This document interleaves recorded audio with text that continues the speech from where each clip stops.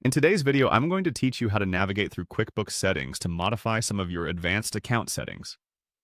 Whether you're a small business owner managing your own books or an accountant aiding a client, understanding these steps will help you streamline your experience and customize it according to your business needs. So let's dive in. First, we'll need to head over to QuickBooks.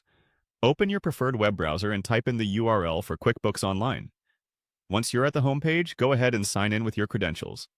After logging in, you'll see your homepage with various options tailored to your business needs.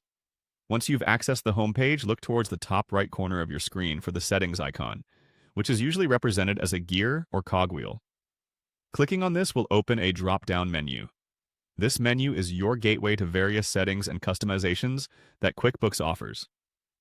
From the drop-down menu, you'll want to select Account and Settings.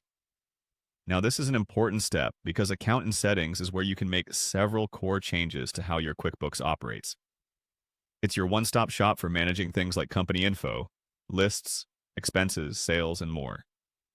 Next, to focus specifically on advanced settings, navigate to the Advanced tab on the left-hand side. This section includes more nuanced options that allow you to tailor QuickBooks functionality to better suit your specific operational requirements. Hover over the section to highlight it, and then click to open it. Once inside the Advanced section, you'll see a range of options. Look for that Edit button. Clicking on it will allow you to make the necessary changes. Edit buttons are strategically located beside various settings, giving you the flexibility to customize things such as your accounting method, fiscal year, and other key operational details. It's important to consider what you need from this section. The advanced settings can greatly influence how QuickBooks functions in alignment with your business processes, so take your time to explore these settings.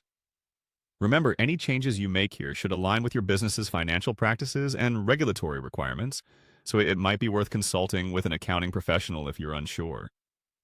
Finally, after you've made your desired changes, be sure to hit Save to ensure all your configurations have been updated.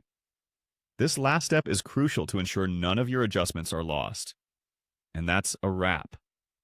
By following these straightforward steps, you've successfully navigated through your QuickBooks settings to adjust the advanced options. These settings can significantly impact your bookkeeping efficiency, so it's great that you took the time to optimize them. Thanks for tuning in today, and make sure to revisit these steps should you need to adjust your settings in the future.